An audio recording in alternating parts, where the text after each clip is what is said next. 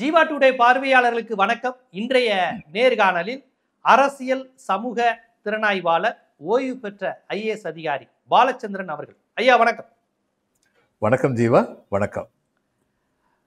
அதிமுகவினுடைய தொடக்கத்திலிருந்து கவனித்து வரக்கூடிய ஆளுமைகள் நீங்க ரொம்ப முக்கியமானவர். நீங்க அரசியல் ஆர்வம் உடையவர். நீங்க தமிழ்நாட்டினுடைய திராவிட மரபை நன்கு அறிந்தவர்ங்கிற முறையில் அதிமுகவினுடைய பங்களிப்பு உங்களுக்கு நல்லா தெரியும்.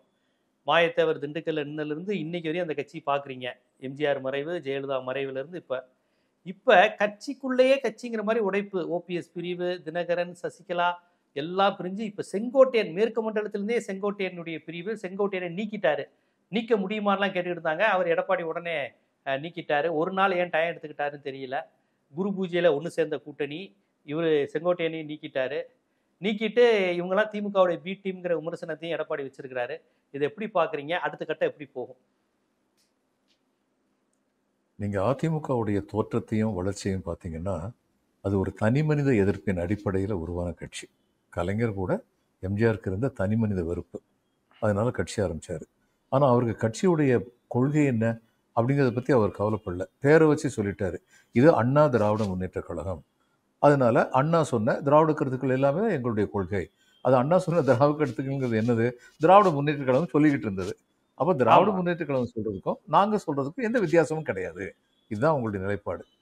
1977 79 வரைக்கும் முதல் டேர்ம் அவர் சிஎம்மாக இருந்தபோது அவருக்கு அவ்வளவு சமூக புரிதல் கிடையாது. சமூக பொருளாதார புரிதல் எம்ஜிஆர் கிடையாது. அவர் ஏழைகளின் இதய நாயகர். ஏழைகளுக்கு உண்மையிலேயே கவலைப்பட்டவர். அவங்க பசியாரி இருக்கணும்னு சொல்லி நினைச்சவர். தவிர எதனால ஏழைகளாக இருக்காங்க இப்படிப்பட்ட புரிதல்லாம் அவர் கிடையாது. அதனால அவர் சுற்றி இருந்தவங்க அவரை தவறான வழிக்கு கொண்டு போனாங்க. வருமான அடிப்படையில் இடஒதுக்கீடு கொடுங்கன்னு ஆர்டரே இஷ்யூ பண்ண வச்சாங்க.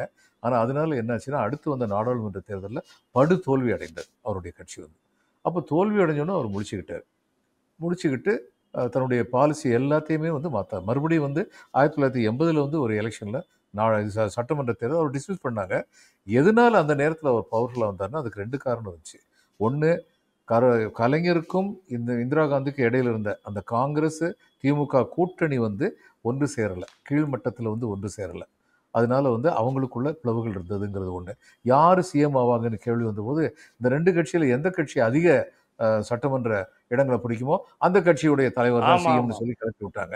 அப்படி ரெண்டு கட்சியுமே அடுத்த கட்சி அதிக இடங்களை பிடிக்கக்கூடாது அப்படின்னு சொல்லி வேலை பார்க்க ஆரம்பிச்சாங்க. கலைஞர் எம்பி சுப்பிரமணியம் சண்டை வேற ஓடிக்கிட்டு இருந்தது. கோல்டு வேற போய்கிட்டு இருந்தது. அது வேற ஓடிக்கிட்டு இருந்தது. இதுக்கிட்ட எம்ஜிஆர் கேட்ட ஒரு கேள்வி, முக்கியமான கேள்வி. அவர் கேட்டாரு, நான் என்ன தப்பு பண்ணேன்னு என்னை டிஸ்மிஸ் பண்ணாங்க அப்படின்னு சொல்லி கேட்டார். அந்த 2.5 வருஷத்துல கொள்கை ரீதியாக அவர் குழம்பி இருக்கலாம். ஆனால் நேர்மையான ஒரு ஆட்சியை கொடுக்கறதுக்கு முயற்சி பண்ணார்கள், சந்தேகமே கிடையாது. கட்சிக்காரங்களை கவர்மெண்ட் ஆஃபீஸுக்குள்ளேயே போகக்கூடாதுன்னு சொன்னார். அது ஒரு எக்ஸ்ட்ரீமிசம். ஏன்னா ஜனநாயகத்தில் கட்சிக்காரங்க கவர்மெண்ட் ஆஃபீஸுக்குள்ளே போகிறதுல எந்த தப்பும் கிடையாது. கட்சிக்காரங்க மக்களுடைய பிரச்சனைகளை எடுத்துட்டு போறதுல எந்த குடிமகன் தானே. மட்டும் இல்லைங்க, அவன் ஒரு கட்சிக்காரங்கள் அளவுல குடிமக்களுடைய உரிமைகளையும் குறைகளையும் சொல்றதுக்காகத்தான் அவங்களுடைய கட்சி ஆளுங்கட்சியா இருக்குன்னு அவன் நினைப்பான். எப்ப தப்பு வரும்னா அதெல்லாம் பண்றதுக்கு பணம் வாங்கினா தான் தப்பு வரும். பணம் வாங்குறது பல இடங்களில் நடக்கத்தான் செய்யுது. பணம் வாங்குற தப்பு நடந்துடக்கூடாதுன்னு கட்சிக்காரங்களே ஆஃபீஸுக்குள்ள போகக்கூடாதுன்னு சொன்னார். அதுக்கூடிய பணம் வாங்காத ஒரு நேர்மையான ஆட்சியை கொடுக்கறதுக்கு முதல்வர் முயற்சி பண்ணாரு. சாதாரண ஜனங்கள் முழுக்க நம்பினாங்க. நம்பின விதத்தில் அவர் இருந்தார். அந்த ஃபினான்ஷியல் இன்டெகிரிட்டிங்கிறத பொறுத்த மட்டும் அப்படி இருந்தார். அதனால மக்களுக்கு அவர் மேலே சிம்பத்தி இருந்தது. மறுபடியும் வந்தார். இப்போ மறுபடியும் அவர் பதவிக்கு ஒரு 2 விஷயம் நடந்துச்சு. திமுகவில் இருந்த பெருந்தலைவர்கள் தங்களுடைய அரசியல் வாழ்வு அசமித்து போகக்கூடாதுன்னு நினைச்சவங்க, இனிமே எம்ஜிஆர் இருக்க வரைக்கும் எம்ஜிஆர் தான் சிஎம்மா இருப்பாருங்கிற நிலைமை வந்துருச்சோ அப்படின்னு நினைச்சவங்க திமுகவை விட்டு அதிமுகவுக்கு வந்தாங்க. இது திமுகவை பலமிழக்க வைத்ததுங்கிறது எந்த அளவுக்கு உண்மையோ அந்த அளவுக்கு அதிமுகவுக்கு ஒரு கொள்கை பரிமாணத்தை கொடுத்ததுங்கிறது உண்மை. ஏன்னா வந்தவங்கள்லாம் திராவிட கொள்கையில ஊர்னவங்க. அதில் அவங்க காம்ப்ரமைஸ் பண்ணுறதுக்கு ரெடியாக இல்லை. ராஜாராம் ஆகட்டும், நெடுஞ்செழியன் ஆகட்டும், வந்தவங்க எல்லாருமே அவங்க ஒரு மாதிரி கைடிங் ஃபோர்ஸாக எம்ஜிஆருக்கு இருந்தாங்க. அதனால தான் எம்ஜிஆர் ஒரு தடவை சொன்னார், இந்தி எதிர்ப்பு என்ற விஷயத்தில் திமுகவும் அதிமுகவும் இரட்டை குழல் துப்பாக்கியாக செயல்படும் அப்படின்னு சொல்லி சட்டமன்றத்திலேயே சொன்னார். அதனால வேற எந்த விதமான புது கொள்கை இல்லைனாலும் திமுகவுடைய கொள்கையை ஒன்று புதுசாக கொண்டு வந்தார். அது அந்த மதிய உணவு திட்டம். அந்த இவர் காமராஜ் கொண்டு வந்த திட்டத்தை விரிவுபடுத்தினார். அது சந்தேகமே கிடையாது. அடுத்து ஏழை மக்களுக்கு உணவு கொடுத்தார் அப்படின்னு சந்தேகம் கிடையாது. காலேஜஸ் ரொம்ப கொண்டு வந்தார். ஆனால் கொண்டு வந்த போதே கேபிட்டேஷன் ஃபீ அப்படிங்கிற கொடுமையும் வந்துருச்சு அப்படிங்கிறது உண்மை. நல்லது கெட்டது எல்லாத்தையும் வச்சு பார்க்கும்போது மக்கள் எல்லாருக்கும் வந்து நல்ல மனுஷன், தர்மவான் அப்படிங்கிறது அதிகமாக வந்து அவரை பற்றி நினைப்பு இருந்தது. இப்போ இதனால என்னாச்சுன்னா, அருப்புக்கோட்டை அவருடைய கான்ஸ்டுவன்சி, அங்கே துப்பாக்கி சூடு நடக்கும். ஏன்னா வாட்டர் எக்ஸ்பிளாய்டேஷன் அக்ரிகல்ச்சரை பாதிக்கிற அளவுக்கு பண்ணுறாங்கன்னு விவசாயிகள் நினைப்பாங்க. துப்பாக்கி சூடு நடந்து 4-5 பேர் சாவாங்க. அடுத்து எம்ஜிஆர் அங்கே போய் நின்று இனிமேல் வந்து வாட்டர் எக்ஸ்பிளாய்டேஷன் பண்ணாதீங்க, ஏழை மக்கள் கஷ்டப்படக்கூடாதுன்னு சொல்லிட்டாருன்னா, இவரோட அரசு கீழே தானே துப்பாக்கி சூடு நடந்துன்னு நினைக்க மாட்டாங்க. எம்ஜிஆரே சொல்லிட்டாரு. எம்ஜிஆர் நல்ல மனுஷன். இப்படி போய்கிட்டு இருந்த பொழுது என்ன ஆச்சுன்னா, எம்ஜிஆருடைய கட்சியில் வந்து அந்த வெஸ்டட் இன்ட்ரெஸ்ட் அப்படிங்கிறது வந்து பலம் பெற ஆரம்பித்து விட்டது அப்படிங்கிறது உண்மை. ஜெயலலிதா வந்த பொழுது சசிகலாவுடைய கணவர் திரு நடராஜன் வந்து with all his plus and minus points ஆழ்ந்த திராவிட இயக்கத்தை சேர்ந்தவராகவும் அந்த திராவிட இயக்கத்தில் நம்பிக்கை உள்ளவராகவும் இருந்தார். அவர் பக்கத்தில் இருந்த வரைக்கும், அவருடைய அட்வைஸ் இருந்த வரைக்கும் ஜெயலலிதா வந்து ஃபேட்டல் எரர் எதுவுமே பண்ணல. அவங்க ஆட்சியை இழக்கக்கூடிய அளவுக்கான தவறுகள் எதையுமே அவங்க பண்ணலை. சில தவறு பண்ணியிருக்காங்க. நான்வெஜ்ஜு இதில் போய் கொடுக்கக்கூடாது, சாமி கொடுக்கக்கூடாது அப்படிங்கிற தவறு, குலதெய்வங்களுக்கெல்லாம் கொடுக்கறத வந்து கொடுக்கக்கூடாதுன்னு சொல்லி ஒரு ஆர்டர் இஷ்யூ பண்ணியிருக்காங்க. அது ஒரு பெரிய தவறுன்னு பின்னாடி உணர்ந்தாங்க. இவர் சுப்பிரமணிய சுவாமி கோயில் பழனியில் வந்து புது விக்கிரகம் ஒன்று கொண்டு வரதுக்கு முயற்சி பண்ணும்போது அதை அவங்க ரொம்ப வேகமாக தடுத்து நிப்பாட்டில். இது மாதிரி மக்களுடைய ஆழ்ந்த நம்பிக்கையை பாதிக்கிற சில விஷயங்கள் நடந்தது. ஆனால் பொதுவாக இந்த திராவிட கொள்கைங்கிறது இருக்கட்டும், அடுத்து மாநில சுயாட்சிங்கிறது இருக்கட்டும், அதுலலாம் அவங்க வந்து ரொம்ப உறுதியான நிலைப்பாடு எடுத்தாங்க. காரணம் என்னென்னா, மாநில சுயாட்சி டைல்யூட் ஆச்சுன்னா தன்னுடைய அதிகாரம் டைல்யூட் ஆயிரும். ஸோ அது வந்து ஒரு வெஸ்டட் இன்ட்ரெஸ்ட். அவங்க மாநில சுயாட்சியை ஆதரிச்சதுங்கிறது ஒரு வெஸ்டட் இன்ட்ரெஸ்ட். ஆனால் ஆதரிச்சாங்க, அதில் பலமாக வந்து நின்னாங்க அப்படிங்கிறதுலாம் உண்மை. ஆனால் எம்ஜிஆர் காலத்திலிருந்து அந்த பெரிய தலைவர்கள், நடராஜன் ஒருத்தரை தவிர திராவிட கொள்கையில் ஆழ்ந்த நம்பிக்கை உள்ள தலைவர்கள்னு இவங்களுடைய காலத்தில் இவங்க ஆதரிச்சவங்களை பற்றி யாரை பற்றியுமே அப்படி சொல்ல முடியாது. திருநாவுக்கரசர் வந்து திராவிட கொள்கையை புரிஞ்சவர். ஆனால் அவருடைய மாமனார் பெரிய காங்கிரஸ்கார் அவருடைய குடும்பத்தில். அது பின்னாடி வந்து தெளிவாச்சு. திருநாவுக்கரசர் காங்கிரஸுக்கு போனார், பிஜேபிக்கு போனார், இது மாதிரிலாம் போகுது. தனிப்பட்ட முறையில் மிகுந்த செல்வாக்கு பெற்றிருந்த திருநாவுக்கரசர் திராவிட கொள்கையில் ஆழ்ந்த நம்பிக்கையோட இறுதி வரைக்கும் இருந்தாரா? கிடையாது. KKSSR எப்படி? ஒவ்வொருத்தரையா பாருங்க, அவங்களுக்கு திராவிட கொள்கைங்கிறத பற்றி சரியான புரிதல் கூட கிடையாது. அடுத்து வந்த தலைவர்கள் அவங்களும் வந்து KKSSRலாம் வந்து கடைசியில் விட்டு விலகி டிஎம்கே போயிட்டாங்க. அடுத்து வந்த தலைவர்கள் சொல்லி இவங்களுக்கு இருந்த தலைவர்கள் சொல்லி பார்த்தா OPS APS தான் இருந்ததுலேயே பெரியவங்க. பாவம், இவங்க 2 பேருக்கும் திராவிடத்துக்கும் என்ன சம்மந்தம் இருக்கு? ஒன்றுமே கிடையாது, ஒரு சம்மந்தமே கிடையாது.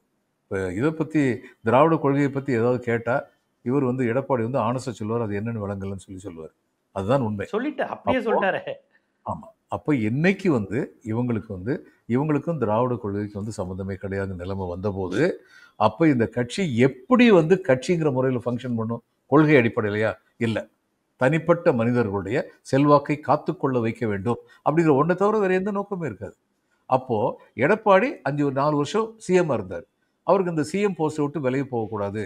விலகி போகாமல் மறுபடியும் சிஎம் ஆகணும்னா கட்சி தலைமை தன்னுடைய கையை விட்டு போயிடக்கூடாது. கட்சி தலைமை இவருடைய கையை விட்டு போயிடுச்சுன்னா அடுத்து இவர் வந்து சீர்ந்ததுக்கு ஆள் இருக்காதுங்கிறது அவருடைய எண்ணம். அப்போது தன்னுடைய தலைமைக்கு ஆபத்து யார் யாரால உருவாகுமோ அத்தனை வரையும் காலி பண்ணுவோம், கட்சியை விட்டு நீக்குவோம்.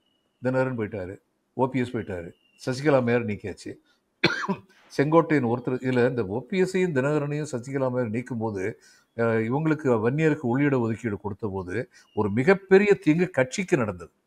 அதாவது அந்த வன்னியர் உள்ளிட ஒதுக்கீடு கொடுத்தது மூலம் வட தமிழ்நாட்டில் தன்னுடைய செல்வாக்கை வந்து இபிஎஸ் வந்து வளர்த்துக்கிட்டார், தன்னுடைய தொகுதிகளை வந்து காப்பாற்றிக்கிட்டார்.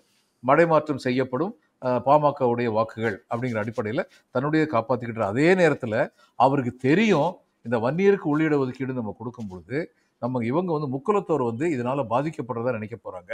அப்படி பாதிக்கப்படுறதா நினைக்கும் பொழுது அவங்க வந்து நமக்கு ஆதரவாக இருக்க மாட்டாங்க. நமக்கு ஆதரவாக அவங்க இல்லைன்னா ஓபிஎஸ் கட்சியில் பலம் இழந்து விடுவார். ஆக அடிப்படை நோக்கம் என்ன? கட்சி பலமாக இருக்கா இல்லையாங்கிறது அடிப்படை நோக்கம் இல்லை. தனக்கு யாரெல்லாம் போட்டியாளர்களாக வர முடியுமோ அந்த தினகரன், அந்த ஓபிஎஸ் இவங்களையெல்லாம் காலி பண்ணிடணும், கட்சியை விட்டு நீக்கிடணும். அப்போது சிங்கத்துக்கு வாலாக இருப்பதை விட முயலுக்கு தலையாக இருப்பது தான் எனக்கு முக்கியம் அப்படின்னு இபிஎஸ் ஒரு முடிவுக்கு வந்துட்டார். வந்தனால என்னாச்சு? கட்சி தேஞ்சிக்கிட்டே போகுது. இதை யாராலையும் மறுக்க முடியாது. இப்போ இதில் இந்த மேற்கு தமிழகத்தில் இந்த கவுண்டர் பெல்ட்டில் இவருக்கு வந்து ஒரு செல்வாக்கு இருந்தது. அந்த செல்வாக்கு வந்து அதுக்கு சேலஞ்சு வந்து இவர் அண்ணாமலை கொடுத்துக்கிட்டு இருந்தார். ஏன்னா ஒரு உரையில் 2 கத்திகள் இருக்க முடியாதுன்னு சொல்லி இதுலேயே கவுண்டர்லேயே செல்வாக்கு ஒருத்தருக்கு நம்ம மறுக்கிறோமோ மறுக்கலையோ, ரொம்ப துரதிருஷ்டவசமான கசப்பான உண்மை என்னன்னா, ஜாதி வந்து தமிழக அரசியல்லையோ இந்திய அரசியல்லையோ பெரும்பங்கு வகிக்குது. அதை யாராலையும் மறுக்க முடியாது. இப்போ இதுல வந்து இந்த முக்குலத்தோர் கம்யூனிட்டி சேர்ந்தவங்க வந்து இன்னைக்கு இபிஎஸ் கூட இல்லையா? இருக்காங்க. ஆனா அவங்களுக்கு முக்குலத்தோரால் மதிக்கப்படுகின்ற ஒரு முகமாக, ஒரு ஐக்கானாக அவங்கள யாருமே இல்லை. அப்படி ஐக்கானாக இருக்கிறதுனா தினகரன் இருக்காரு, ஸ்ட்ரேஞ்சிலி சசிகலா அம்மையார் இருக்காங்க, ஓபிஎஸ் இருக்காரு. ஓபிஎஸ் மேல வந்து அவங்களுக்கு இருக்கிறது பச்சாத்தாபம். ஆனா சசிகலா அம்மையார் மேலையும் தினகரன் மேலேயும் அவங்களுக்கு இருக்கிறது மரியாதை. இதுதான் உண்மை. ஆனா அடுத்து இந்த மாதிரி வேற யாரையுமே அவங்க முக்குலத்துவ மக்கள் வந்து இங்க இபிஎஸ் உடைய அரசாங்கத்துல அல்லது கட்சியில இருக்கிற முக்குலத்து மாஜி மந்திரிகளை இன்றைய தலைவர்களை அவங்க பெருசா நினைக்கல. அப்போ முக்குலத்தோர் ஆதரவு வந்து ஏடிஎம்கே குறைஞ்சு போச்சு. இது மறுக்க முடியாத உண்மை. இந்த பக்கம் தன் செல்வாக்க தக்க வச்சுக்கிட்டோம்னா, கவுண்டர் மத்தியில நம்ம வந்து நிகரற்ற தலைவராக இருந்தோம்னா அப்ப நம்ம கவலைப்பட தேவையில்லை, கட்சி நம்ம கட்டுப்பாட்டில் இருக்கும்னு நினைச்சார். இப்ப இந்த ஜாதி அடிப்படையில் நடக்குது. இன்னொரு உதாரணம் சொல்றேன். வைகோவுக்கு வந்து முதல்ல வந்து நாயக்கர் சமுதாயம் வந்து மிகப்பெரிய ஆதரவு கொடுத்தாங்க. இது எல்லாருக்கும் தெரியும். அங்க செல்வாக்கானவங்க, பண ரீதியாக செல்வாக்கானவங்கெல்லாம் நன்கொடைகள் கொடுக்கறது கொஞ்சம் கூட தயங்கலை. அவர் பெரிய கட்சி வச்சிருக்காரா, சின்ன கட்சி வச்சிருக்காங்க, பெருசு இல்லை, வளர்ந்துருவாரு அப்படிங்கிற நம்பிக்கையில கொடுத்தாங்க.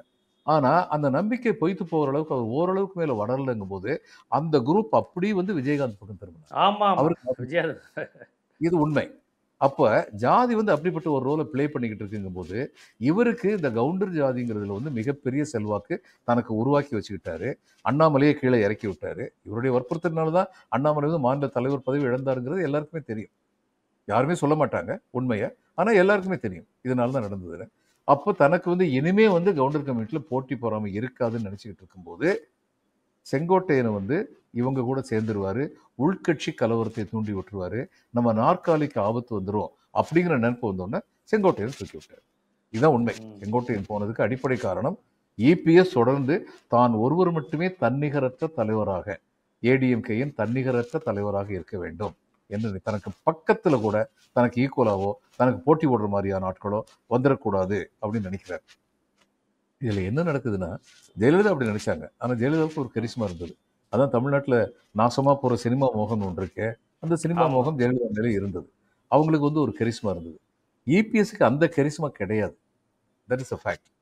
அப்ப இவர் வந்து எல்லாரையும் சேர்த்து அரவணைச்சு போயிருந்தாருன்னா ஃபர்ஸ்ட் அமங் ஈக்குவல்ஸ் அப்படிங்கிற ஸ்தானத்துக்கு போகணும்னு நினைச்சிருந்தாருன்னா இவர் கட்சியை வந்து ஒன்று சேர்த்து வச்சிருந்திருக்கலாம். அதுக்கு விட்டு கொடுக்கணும், ஸ்பேஸ் கொடுக்கணும் மற்றவங்களுக்கு.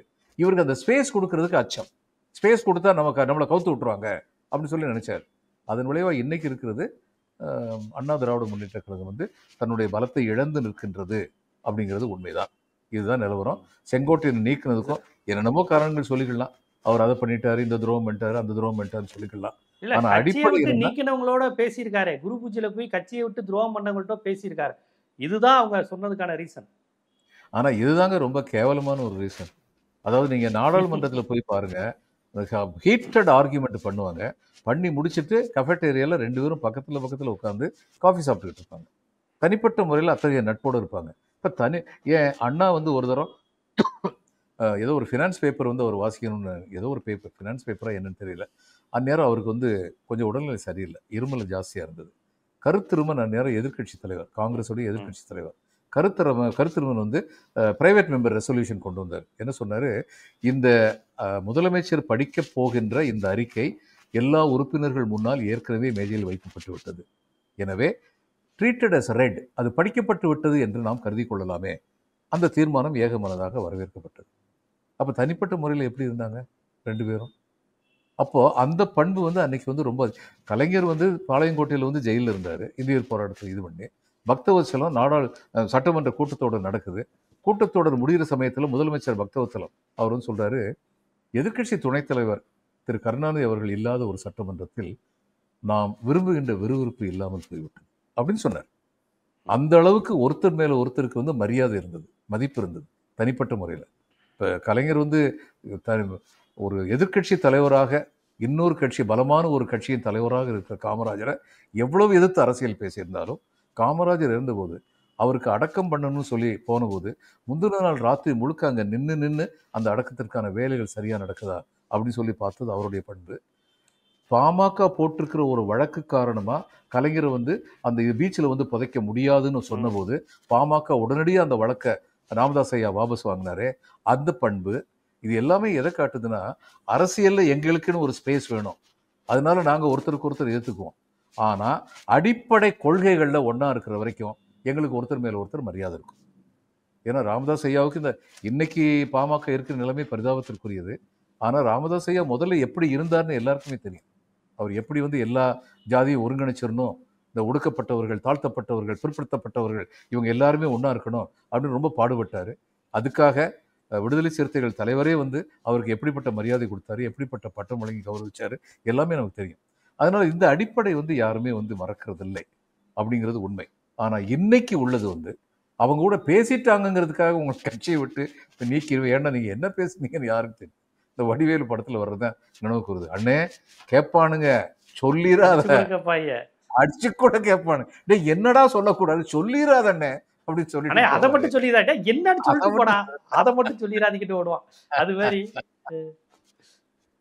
இன்னைக்கு அது மாதிரி போயிட்டு இருக்கு. ரொம்ப துரதிருஷ்டவசமானது. அரசியல்ல வந்து நம்ம செங்கோட்டையன் இப்ப நீக்கினது ஏடிஎம்கேக்கு லாஸா இல்ல செங்கோட்டையன் சும்மா ஒரு தனித்த தீவா செயல்படுவார் அவ்வளவுதானா? இப்போதைக்கு செங்கோட்டையன் தனித்த தீவா தான் செயல்படுவாரு. ஆனால் தேர்தல்னு வரும்பொழுது இபிஎஸ்க்கு இது ரொம்ப பெரிய என்ன லாஸ் இருக்குன்னு அந்நேரம் தான் தெரியும். இவருக்கு ஒரு ஃபேர் வெதர் பேர்ட்ஸ்ன்னு சொல்லுவாங்க. சரியான கால சூழ்நிலை இருக்கிற வரைக்கும் பறந்து போகிற பறவைகள் கொஞ்சம் வின்டர் வந்துச்சுன்னா, வெயில் அடிச்சதுன்னா கூட்டுக்குள்ள போய் முடங்கிடும். அது மாதிரி இன்னைக்கு இபிஎஸ் கூட இருக்கவங்க எத்தனை பேர் அவர் கூட இறுதி வரைக்கும் இருப்பாங்கன்னு சொல்ல முடியாது. அது எலெக்ஷன் சமயத்தில் தான் தெளிவாகும். இல்லை இந்த கொடநாட்டில் அக்யூஸ்ட் ஒன்னே வந்து இந்த திமுக அரசு காப்பாத்துதுன்னு செங்கோட்டையன் வச்சிருக்கிறதும், திமுக சொல்லி தான் நீங்கள் செயல்படுறீங்கன்னு எடப்பாடி செங்கோட்டையனை சொல்கிறதையும் எப்படி புரிஞ்சுக்கிறது நம்ம? கொடநாடு வழக்கு சரிவர விசாரிக்கப்படவில்லைன்னு தான் நானும் நினைக்கிறேன். அது ஏன்னு சொல்லி நான் முதல்வர்கிட்ட தான் கேட்கணும். எனக்கு தெரியாது. அது இன்னும் சரிவர விசாரிக்கப்படவில்லை அப்படிங்கிறது உண்மைதான். அதை ஒரு ஆயுதமாக பயன்படுத்துகிறாரு செங்கோட்டையன். அதுக்கு இவரால் என்ன பதில் சொல்ல முடியும்? அதுக்கு பதில் சொல்ல மாட்டார். அதை விட்டுட்டு வேற ஏதாவது பற்றி பேசுவார். அப்படி தான் நடக்கும். அதுதான் நடந்துகிட்டு இருக்கு. இல்லை இந்த கொடநாடு விஷயத்தில் இவர் சிக்க போகிறாரு, மாட்ட போகிறாருன்னு நானே கிட்டத்தட்ட தம்ப்நெயில் வச்சு ஏகப்பட்ட வீடியோ நான் போட்டுட்டேன். ஆனால் அது என்ன விஷயங்கிறத எடப்பாடிக்கு எதிராக இருக்கிறவங்களும் சொல்ல மாட்டேங்கிறாங்க, எடப்பாடிக்கு ஆதரவாக இருக்கிறவங்களும் சொல்ல மாட்டேங்கிறாங்க.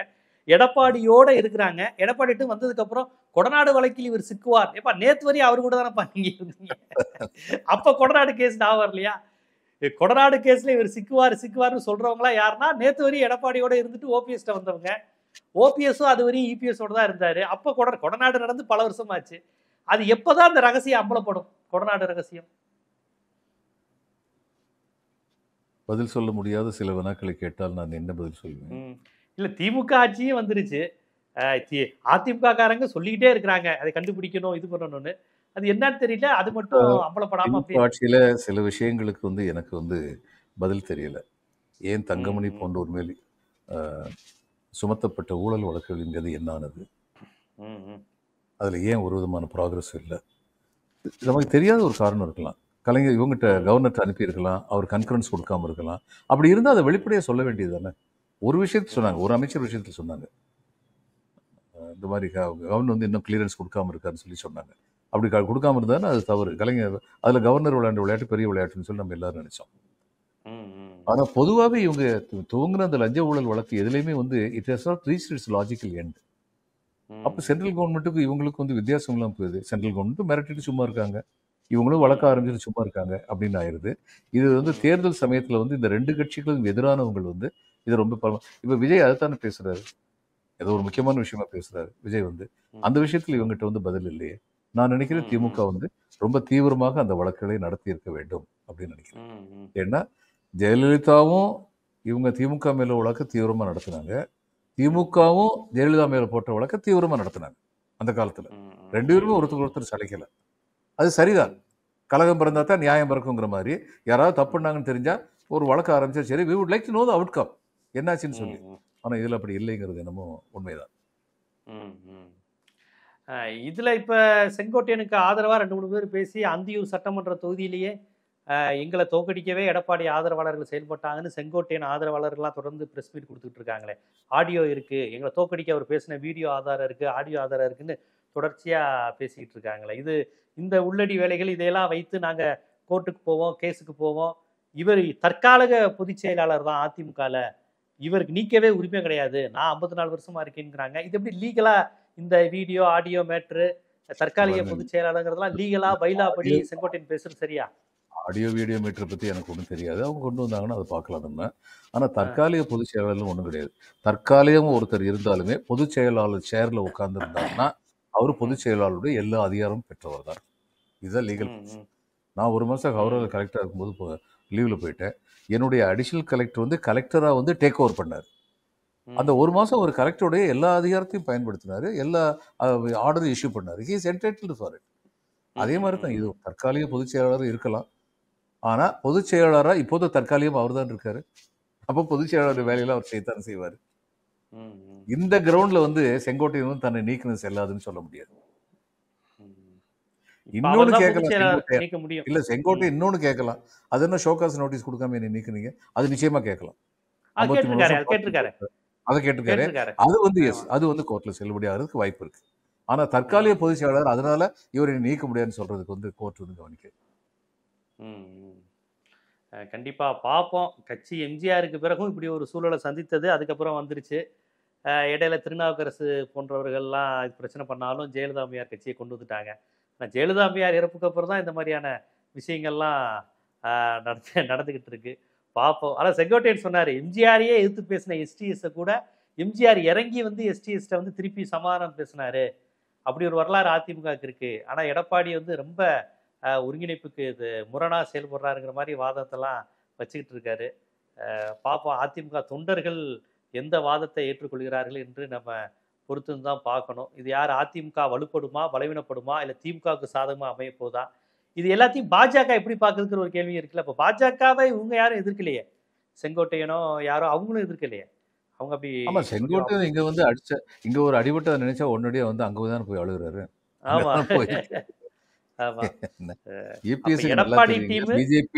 பிஜேபி தன்னை வீக்கன் பண்ணணும்னு குறியா இருக்காங்க. ஏன் தன்னை வீக்கன் பண்ணது மூலம் ஏடிஎம்கே காலி பண்ணணும்னு குறியா இருக்காங்க. இதெல்லாம் இபிஎஸ்சிக்கு தெரியும். இவர் எல்லாரையும் அரவணைச்சு போயிருந்தாருன்னா வேற விஷயம். அரவணைச்சு போகும்போது அதுக்கு தகுந்த அளவுக்கு நான் சொன்னேன், ஃபர்ஸ்ட் அமங் ஈக்குவல்ஸுங்கிறதுக்கும் இந்த ஃபர்ஸ்ட்டுங்கிறதுக்கும் வித்தியாசம் இருக்கு. அமங் ஈக்குவல்ஸ் நான் ஃபர்ஸ்ட் அப்படின்னா எல்லாரையுமே ஈக்குவலாக ட்ரீட் பண்ணுறது அப்படிங்கிறது வந்து அது வந்து இவர்கிட்ட கிடையாது. செங்கோல் இபிஎஸ்ட அது இபிஎஸ்க்குள்ள ரொம்ப பெரிய குறைபாடு. அதன் காரணமாக இப்போ இவங்களுடைய பிஜேபியுடைய அஜெண்டாவுக்குள்ள தானே இவரும் போய் விடுறாரு. பிஜேபி வந்து இபிஎஸ்ஸை வீக்கன் பண்ணணும்னு நினைக்கிறாங்க. இவரு தான் தன்னைத்தானே வீக்கன் பண்ணிட்டு தான் இருக்காரு. ஒவ்வொருத்தரையா பார்ட்டியை விட்டு வெளியேற்றுறது மூலம். ரொம்ப நாளைக்கு முன்னாடி இதில் ஒரு கார்ட்டூன் போட்டிருந்தாங்க குமுதத்தில். மாப்போசி தமிழரசு கழகத்துடைய செயற்குழு கூட்டத்தை கூட்டுறாரு. அப்போ இதில் அப்படியான கூட்டத்தை ஆரம்பிக்கலாமா அப்படின்னு மாப்போசி கேட்குறாரு. அந்த அறையில சுற்றி 13 கண்ணாடி இருக்கு. எல்லா கண்ணாடியிலும் இப்படியும் ஒரு கார்ட்டூன் போட்டிருந்தாங்க. நாளைக்கு அது மாதிரி இவர் நிலம் ஆயிடக்கூடாது. இவர் மட்டும்தான் தலைவர், இவர் மட்டும் தான் தொண்டர்னு ஆயிடக்கூடாது. அப்படி ஆகுறது வந்து தமிழ்நாட்டுக்கு நல்லது கிடையாது. ஏன்னா இவர் எம்ஜிஆர் வந்து தனி மனித விரோதத்தின் காரணமாக ஒரு கட்சி ஆரம்பிச்சாரு அப்படிங்கிறது எந்த அளவுக்கு உண்மையோ அந்த அளவுக்கு திராவிட முன்னேற்ற கழகத்துடைய கொள்கையை தவிர அவருக்குன்னு பொது கொள்கை எதுவுமே இருந்ததில்லை. அப்போ மாநில சுயாட்சி, இந்த மாதிரியான அடிப்படை கொள்கை, ஒரு இந்தி திணிப்பை எதிர்ப்பது, இந்த மாதிரியான அடிப்படை கொள்கையில வந்து 2 கட்சிகளும் உறுதியா இருந்தாங்க. இன்னைக்கு இவங்க வீக்கன் ஆகி போயிட்டாங்கன்னா, பிஜேபி மாதிரி ஒரு கட்சி வந்தாங்கன்னா அதனுடைய விளைவு வந்து தமிழகத்திற்கு வந்து ரொம்ப பெரிய கிடையாது. ஏன்னா பிஜேபி வந்து அந்த ஒருங்கிணைந்த வளர்ச்சிங்கிறது நம்பிக்கை இல்லாதவங்க.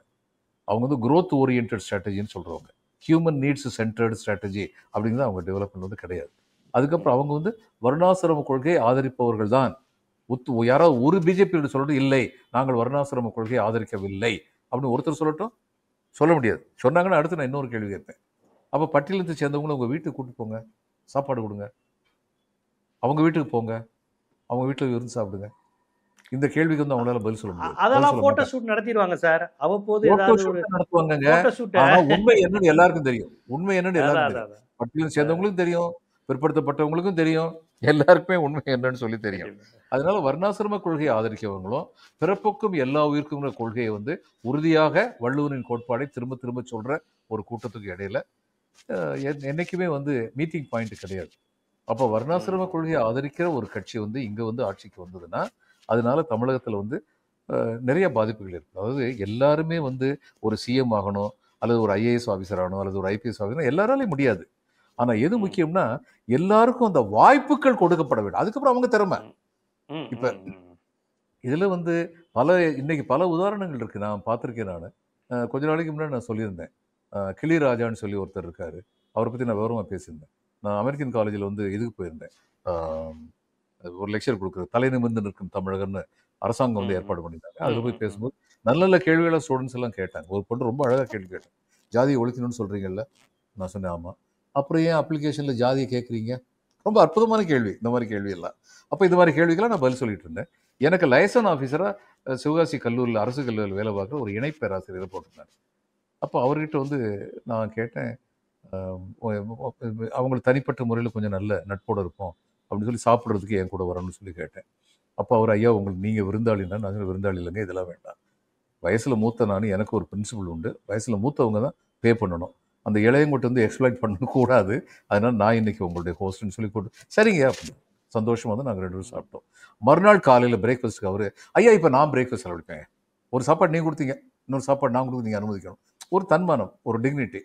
அப்போ நான் அவர்கிட்ட வந்து கேட்டுக்கிட்டு இருக்கேன், என்ன பண்ணுறீங்க, நீங்கள் என்ன படிச்சீங்கன்னா, நான் பிஎஸ்சி மேத்ஸ், அதுக்கப்புறம் எம்ஏ தமிழ் லிட்ரேச்சர், அப்புறம் எம்ஏ இங்கிலீஷ் லிட்ரேச்சர், அதுக்கப்புறம் எம்ஃபில், அதுக்கப்புறம் பிஹெச்டி பண்ணியிருக்கேன் அப்படின்னாரு.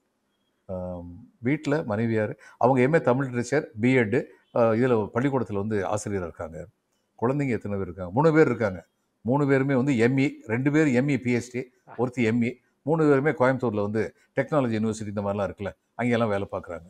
எனக்கு ரொம்ப சந்தோஷம். ரொம்ப பெரிய பின்புலம் உள்ள ஒருத்தராக இருக்காரு. அப்பா வந்து ஒரு ஆசிரியராக இருந்திருக்கலாம், அல்லது ஒரு தொழில் முனைவராக இருந்திருக்கலாம். அப்போ நான் கேட்டேன், அப்பா எப்படி என்ன செய்கிறாங்க அப்படின்னு. ரொம்ப உற்சாகமாங்க. அதாவது எனக்கு மனசுக்கு சந்தோஷம் என்னன்னா, கூச்சம், தேவையில்லாத கூச்சம் எதுவுமே இல்லாமல், எங்கள் அப்பா ஆடு மேய்ச்சிக்கிட்டு இருந்தாங்க சார். அப்படியா அப்படியா அப்படின்னேன். ஆமாம் சார், எங்கள் அப்பா ஆடு மேய்ச்சிக்கிட்டு இருந்தாங்க. நான் கூட பள்ளிக்கூட லீவ்லையும் காலேஜ் லீவ்லையும் நான் ஆடு மேய்ச்சிருக்கேன். சார் இல்லைன்னா சாப்பிட முடியாது, சாப்பிட்றதுக்கு எங்களுக்கு வேலை வேணும். அப்படியா, அதுக்கப்புறம் என்ன பண்ணீங்க சார் அப்படின்னு. எனக்கு வந்து ஹாஸ்டலில் சேர்ந்து படிக்க முடியாது சார். ஏன்னா அந்த அளவுக்கு எங்களால் பணம் பே பண்ண முடியாது. காலேஜ் வந்து எங்கள் ஊர்லேருந்து 14 கிலோமீட்டரு. அப்புறம் எப்படி போனீங்க? நான் சைக்கிளில் போவேன் சார். அதாவது அவர் தான் இந்த நாட்டுடைய உண்மையான ஜனநாயகன். ஒரு நாளைக்கு 14 + 14 28 கிலோமீட்டர், 12 14 20க்கு மேல கிலோமீட்டர் தினம் ஒரு சைக்கிளை மிதிச்சு போயிட்டு வந்து எத்தனை வருஷம்? பியூசி 1 வருஷம், இது பிஎஸ்சி அப்ப இல்ல, பிஎஸ்சி 3 வருஷம், 2 வருஷம் எம்ஏ இங்கிலீஷ் லிட்டரேச்சர், 2 வருஷம் அதுக்கப்புறம் தமிழ் லிட்டரேச்சர், எம்ஃபில், இத்தனையும் சிவகாசி காலேஜில் முடிச்சிருக்காரு. 8 9 வருஷம். கிளிராஜா வந்து நான் கேட்டேன், கிளிராஜான்னு எப்படிங்க பேர் வச்சுன்னு. எங்க பாட்டியை நீ கிளின்னு கூப்பிடுவாங்க. என் பேர் குருசாமி. எங்க பாட்டிக்கு என் பேரை மறந்து வச்சு அவங்க சொன்னாங்க, டே உங்க ஒப்பன் தான் படிப்பறிவு இல்லாதவன போயிட்டான்டா, நீ படிக்கணும்னு சொல்லி ஸ்கூலுக்கு கூட்டு போனாங்க. வாத்தியார் கேட்டாரு பேர் என்னன்னு. எங்க பாட்டிக்கு என் குருசாமி பேர் மறந்து வச்சு கிளின்னு கூப்பிடுவேன் அப்படின்னாங்க. உடனே வாத்தியார், அது என்ன கிளி, கிளிராஜான்னு சொல்லுவோன்னாரு. அதான் என் பேர் ஆயிடுச்சு சார். அப்போ இப்படிப்பட்ட வாய்ப்பு கொடுத்த போது கிளிராஜாவுடைய பெருமை என்ன? எந்த தடைக்கல்லை படிக்கற்களாக மாற்றும் வல்லமை, தீர்மானம் இந்த இளைஞருக்கு இருந்தது. அப்போ ஒரு ஜெனரேஷன்ல எங்க வந்திருக்காங்க? அவங்க அப்பா இன்னும் இருக்காரு. அன்னைக்கு ஒரு நாள் இடையில போன்ல பேசி சந்தோஷப்பட்டுக்கிறேன். அவர் பேசும்போதெல்லாம் எனக்கு மகிழ்ச்சி. அப்பா எப்படி இருக்காங்க அப்படின்னு. இருக்காங்க சார், வீட்டில் ஓய்வா இருக்காங்க. அவருக்கு 80 வயசுக்கு மேலே இருக்கும் போல இப்போ. அப்பா வந்து நான் சொன்னேன், 2 குரல் இருக்குங்க. தந்தை மகற்காற்றும் நன்றி, அவையத்து முந்தி இருப்ப செயல் அப்படின்னு. உங்க அப்பா அது மாதிரி உங்களை பண்ணியிருக்காங்கிறது ரொம்ப பெருமையான விஷயம். அதே மாதிரி மகன் தந்தை காற்றும் நன்றி, இவன் தந்தை என்னோற்றான் கொல்லெனும் சொல் அப்படின்னு வள்ளுவர். இவனை பெற்றதுக்கு இவங்க அப்பா என்ன புண்ணியம் பண்ணாரோ அப்படின்னு சொல்லணும். 2மே உங்க ஒரு குடும்பத்திலேயே வந்து சரியா நடந்துருச்சுங்க. ரொம்ப சந்தோஷமா இருக்கு. அப்போ இங்க தமிழ்நாட்டில் என்ன நடந்ததுங்கிறதுக்கு கிளிராஜா போன்ற ஆயிரக்கணக்கான உதாரணங்கள் இருக்கின்றனங்கிறது தான் முக்கியம். அதாவது கிளிராஜாவுக்கு அந்த வாய்ப்பு கொடுக்கப்படவில்லை என்றால் ஆடு மேய்க்கிறதுக்கு என்ன வழி இருந்திருக்கும்? ஆனா கொடுத்த வாய்ப்பை தவறாமல் பிடித்து கொண்ட அந்த உறுதி, அந்த நிலைத்த தன்மை, அந்த மேன்மை, அது கிளிராஜாவுக்கு சொந்தம். 2 சேர்ந்த காம்பினேஷன் இன்னைக்கு அவர் இப்படி வந்ததுக்கு. இந்த காம்பினேஷனை கெடுத்துடக்கூடாது. வாய்ப்புகள் அளிக்கப்படுவதை தடுத்து விடக்கூடாது. அதுதான் எனக்கு இன்னைக்கு உள்ள அச்சம். விஜய் மாதிரி ஆளுங்க வரும்போது அரசியல் தெரியாம வர்றீங்களே தம்பி, உங்களை சுத்தி உள்ளவங்க எப்படிப்பட்டவங்கன்னு புரியுதா உங்களுக்கு அப்படிங்கிற அச்சம் எல்லாம் எனக்கு இருக்கு. இன்னைக்கு அதிமுகவுக்கு இன்னைக்கு வந்து இப்படிப்பட்ட ஒரு இது இல்லை. ஒரு நிலைப்பாடு கொண்ட உறுதியான கொள்கை மறவர்கள் அங்கு கிடையாது. இதுதான் நமக்குள்ளே பெரிய அச்சம். அதிமுக பலமிழந்து விட்டதென்றால், அதன் கொள்கை பிடிப்பு போய்விட்டதென்றால், 100 வருஷமா சுதந்திரத்தை பத்தி பாரதியார் என்ன சொன்னாரோ அது சமூக நீதியை பத்தியும் நம்ம சொல்ல முடியும். ரொம்ப அருமையா சொன்னார். தண்ணீர் விட்டோ வளர்த்தோம் சர்வேசா, இப்பயிரை கண்ணீரால் காத்தோம் கருக திருவுளமோன்னு கேட்டார். சமூக நீதி என்பது கண்ணீரால் வளர்க்கப்பட்டது, இரத்தத்தால் வளர்க்கப்பட்டது, அனைவரும் சமம் என்ற கோட்பாட்டில் அசைக்க முடியாத நம்பிக்கை கொண்டவர்களார். அது ஓமந்தூர் ராமசாமி ரெட்டியார், காமராஜ், அண்ணா, கலைஞர் எல்லாருமே அப்படித்தான் இருந்தாங்க. எம்ஜிஆரும் ஜெயலலிதாவும் இந்த கோட்பாடு இல்லை என்றால் அரசியலில் நிற்க முடியாது என்பது தெரிந்தவர்களாக இருந்தார்கள். அதனால அது வரைக்கும் இங்க காப்பாற்றப்பட்டது. இன்னைக்கு நிச்சயமா திமுக ஆட்சியில் திமுக டைல்யூட் ஆகலையா, அவங்க காம்ப்ரமைஸ் பண்ணலையான்னா அரசியல் இருக்க எல்லாருமே அதுதான் பெரியார் சொன்னார். போகாத, போனீன்னா அது சாக்கடை விழுந்துருவ அப்படின்னு சொன்னார். அரசியலுக்கு போனா காம்ப்ரமைஸ் பண்ணித்தான் தீரணும். ஆனா அடிப்படை கொள்கையில காம்ப்ரமைஸ் பண்ணல. அன்னைக்கு பார்பர் தொழில் பண்ணிக்கிட்டு இருக்க ஒருத்தர் அந்த தொழில் பண்ணிக்கிட்டு இருக்கும்போது அவர் பேட்டி காண்றாங்க. அவரும் சொல்றாரு, நான் முதல்வன் என்னென்னமோ சொல்றாங்க சார், நமக்கு என்ன தெரியும், என் பொண்ணு இன்னைக்கு வெளிநாட்டில் போய் படிக்கிறா சார். ஏன் சார், எங்க குடும்பத்துல இருந்து ஒரு பொண்ணை வெளிநாட்டுக்கு அப்ரெண்டிஸ்ஷிப் ஏதோ சொல்றாங்களே, அதெல்லாம் அனுப்புற சக்தி எங்களுக்கு இருக்கா, அதெல்லாம் மறக்க முடியுங்களா அப்படிங்கிற. இன்னொரு பொண்ணு ஜப்பானுக்கு போய் அனுப்பியிருக்காங்க அப்ரெண்டிஸ்ஷிப்புக்கு, இன்டர்ன்ஷிப்னு சொல்லுவோம். போன போது இந்த பொண்ணுக்கு அங்கேயே வேலை வாங்குற ஒரு வாய்ப்பு இருக்கு. அந்த பொண்ணுகிட்ட கேட்குறாங்க, ஆமா ஜப்பானிய மொழி படிச்சீங்களா? ஜப்பானிய மொழியில அழகா அந்த பொண்ணு சொல்லுது, இந்த தமிழக அரசு எனக்கு கொடுத்த உதவியின் காரணமாக ஜப்பானில் சென்று ஜப்பானிய மொழியை கற்றேன், அங்கு நான் பாடம் படித்தேன், அங்கு இப்பொழுது வேலை பெற்றிருக்கிறேன்னு சொல்லி ஜப்பானிய மொழியில் சொல்லுது. இவங்கெல்லாம் யாருங்க? இவங்களுக்கு என்ன வசதி இருந்தது? அரசு அந்த வாய்ப்பை கொடுத்தது, அந்த வாய்ப்பை பயன்படுத்தி கொண்டாரு. The combination is very important. இது போயிடக்கூடாது. இப்ப எங்களுக்கு அல்ல 70 வயசுக்கு மேல எனக்கு என்ன கவலை? ஏன்னா இதெல்லாம் நாங்க பார்த்துருக்கோம். நான் சிவகாசின்னு ஒரு சின்ன ஊர்ல இருந்து வந்தேன். என்னுடைய கடின உழைப்பையும் ஓரளவுக்கு இருக்கு புத்திசாலித்தனம் தவிர எனக்கு எந்த பேக்ரவுண்டுமே கிடையாது. நான் எந்த ட்ரைனிங் இன்ஸ்டியூட்டுக்கு போனது கிடையாது. இன்டர்வியூ கூட ட்ரைனிங் இன்ஸ்டியூட் போனது கிடையாது. ஆனா என்னுடைய ஃபர்ஸ்ட் அட்டெம்ப்ட்ல என்னால பாஸ் பண்ண முடிஞ்சது. அது காரணம் அப்படிப்பட்ட வாய்ப்பை இந்த அரசுடைய கொள்கை முடிவு எனக்கு கொடுத்தது. சிவகாசி மாதிரி ஒரு காலேஜில், அந்த காலேஜுக்கு ஐயனாடா ஜானகிமல் காலேஜுக்கு எல்லா ஊக்கமும் கொடுத்தாங்க அரசு.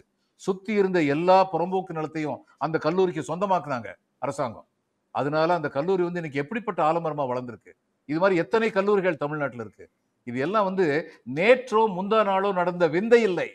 100 ஆண்டுகளாக தொடர்ந்து விதைத்த மரத்தை காப்பாற்றி வந்ததன் காரணம். இது எல்லாருக்கும் தெரியணும். ஏடிஎம்கேல உள்ளவங்களுக்கும் முக்கியமா தெரியணும். எப்படிப்பட்ட ஒரு பாரம்பரியத்தை ஃபாலோ பண்ணினார் எம்ஜிஆர். அந்த பாரம்பரியம் இன்னைக்கு எங்க போகுது அப்படிங்கிறத பத்தி அவங்க கேள்வி கேட்கணும். ஏன்னா அந்த கேள்வி அந்த கட்சிக்கு மட்டும் நலன் விளைவிக்காது, தமிழகத்திற்கும் நலன் விளைவிக்கும். இதுதான் முக்கியம். கண்டிப்பா ரொம்ப கட்சியினுடைய உட்கட்சி விவகாரத்தில் ஆரம்பித்து கட்சியினுடைய கொள்கை ஆழம் தொடக்கம் இன்று அது போயிருக்கிற நிலைங்கிறது குறித்து எடப்பாடியை விட செங்கோட்டையனை விட அந்த கட்சி கலையுதே, உடையுதே, சிதையுதேங்கிற ஆவேசமும் ஆதங்கமும் உங்கள்கிட்ட நிறையா இருந்திருக்கு. அதற்கான உதாரணங்களையும் சொல்லி இப்படி ஆயிடக்கூடாதுங்கிற விஷயங்களை வரலாற்று தரவுகளோட நம்ம மக்களுக்கு எடுத்து வச்சிருக்கீங்க. மிக்க நன்றி. வணக்கம் ஜீவா. வணக்கம்.